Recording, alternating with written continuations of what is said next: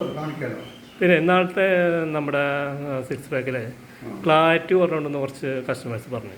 അപ്പോൾ അത് സാറൊന്ന് ടീഷർട്ട് ഊരി നമുക്ക് ചെയ്യാൻ കുറച്ചിൻ്റെ ആൾക്കാരുണ്ട്. കുഴപ്പമില്ല, ഞാൻ എല്ലാവരും ഇതിനെ ബോഡി കാണിച്ച് ചെയ്യേണ്ട ഒരു ഇതിലും ഞാനത് അങ്ങനെ വേണ്ട വെച്ചിട്ട് ഞാൻ ഇതാക്കിയത്. കാരണം വെച്ചാൽ നമ്മൾ ബോഡി കാണിക്കുന്നില്ലല്ലോ. അപ്പോൾ നമ്മൾ ബോഡി നമ്മൾ എക്സസൈസ് ചെയ്യുമ്പോഴേ നമ്മൾ ബോഡി ഒരു പിടിക്കും വേണം, ബോഡി ഷേപ്പ് ചെയ്യാം. നോക്കി അങ്ങനെ പിടിക്കുക. അപ്പോൾ സൈഡിലേക്ക് വിങ്സ് പിടിച്ചിട്ട് നമ്മൾ വിരിക്കുക. ഇനി ഷോൾഡർ ആണെങ്കിൽ ഇങ്ങനെ പിടിക്കുക, മനസ്സിലായോ? അങ്ങനെ നമ്മൾ പിടിച്ച് നോക്കണം ഇടയ്ക്ക്. അപ്പോഴാണ് നമ്മുടെ ബോഡിക്ക് ചേഞ്ചസ് വരുന്നത്. പിന്നെ ട്രൈസെപ്സും കാഫും കൂടി പിടിക്കുകയാണെങ്കിൽ ഇങ്ങനെ പിടിക്കുക, മനസ്സിലായോ? സൂപ്പർ. ഇതാണ് നിങ്ങൾക്ക് ബോഡി ബിൽറ്റിങ് ചെയ്യണ്ടെങ്കിൽ നിങ്ങൾ ഇങ്ങനെ പിടിക്കണം.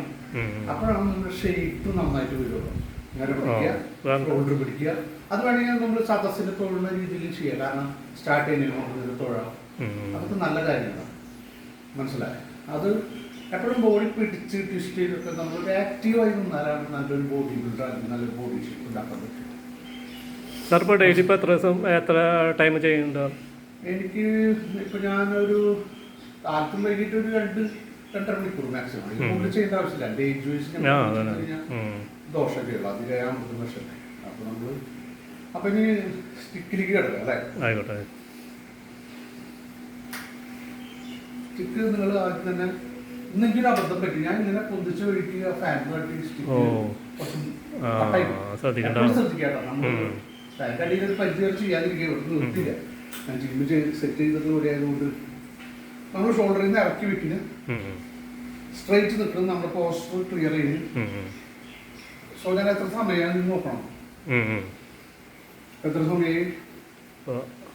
56 സെക്കൻഡ് ആയിട്ടുള്ള.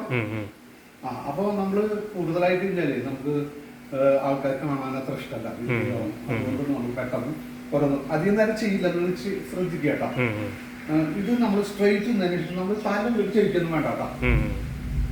1 2 3 4 കണ്ടാ ഒരു പിടിക്കുമ്പോൾ ചെസ്റ്റ് താഴെയുണ്ടോ.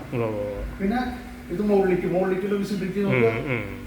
1 2 3 4 5 6.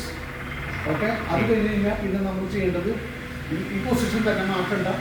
നമ്മൾ വീണ്ടും കുറച്ച് കുമ്പിടുക, കുറച്ച് ബെൻഡ് ചെയ്തിട്ട്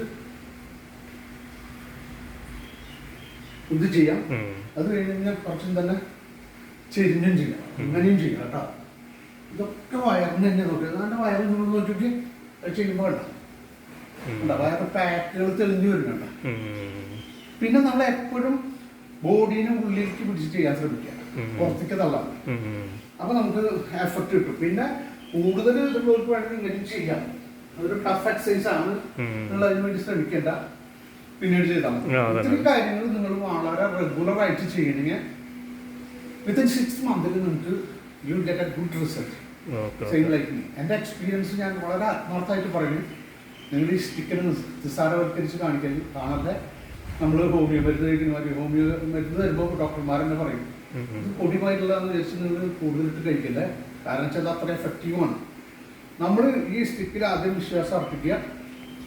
പിന്നെ ഏത് എക്സസൈസ് ചെയ്യുമ്പോഴും നമ്മൾ മാനസികമായി സന്തോഷത്തോടുകൂടി ചെയ്യുക, എൻജോയ് ചെയ്യുക, ഒരു പണിഷ്മെൻ്റായി ചെയ്യാതിരിക്കുക. പിന്നെ നമുക്ക് സമയം കുറവ് ചെയ്യുക, കൂടുതൽ ചെയ്യുക. അത് വിചാരിച്ച് നമ്മൾ വളരെയധികം ചെയ്യേണ്ട ആവശ്യമില്ല. പിന്നെ നമ്മൾ ഒരു ദിവസം ഫുൾ റെസ്റ്റ് കൊടുക്കുക, ശരീരത്തിന് റെസ്റ്റും ആവശ്യമാണ്. അപ്പോൾ പ്രോപ്പറായിട്ടുള്ള exercise, proper diet, proper rest ഇതുണ്ടായാൽ നമുക്ക് നല്ലൊരു ശരീരം ഉണ്ടാക്കിയെടുക്കുക.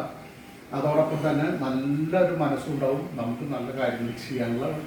എപ്പോഴും നമ്മൾ ചാമിങ് ആയിട്ട് നടക്കാൻ സാധിക്കും. നമ്മുടെ ഹാപ്പിനെസ് എന്ന് പറയുന്നത് നമ്മുടെ ഹെൽത്താണ്, നമ്മുടെ ലൈഫാണ് ഹെൽത്ത്. ഹെൽത്ത് ഈസ് വെൽത്ത് എന്ന് പറയും, ഹെൽത്ത് ഈസ് ഹാപ്പിനെസ് എന്ന് പറയും, ഹെൽത്ത് ഈസ് ഫ്ലെക്സിബിലിറ്റി എന്ന് പറയും. അപ്പോൾ ഇതൊക്കെ ഒന്നും നുണയൊന്നല്ല. അപ്പോൾ നിങ്ങൾ ഹെൽത്തിൽ അത്രയും ഡെഡിക്കേറ്റഡ് ആവുക, എഡ്യൂക്കേറ്റഡ് ആവുക. നാളെ നിങ്ങളും നല്ലൊരു ഹെൽത്തി ജനറേഷൻ ഉണ്ടാവട്ടെ. അതിനുവേണ്ടി മാക്സിമം എൻ്റെ കഴിവിൻ്റെ പരമാവധി ഞാൻ ശ്രമിക്കുന്നുണ്ട്. നിങ്ങളിലേക്ക് എല്ലാവർക്കും ഷെയർ ചെയ്യുന്നു. Thank you. നന്ദി, നമസ്കാരം. Okay sir, thank you.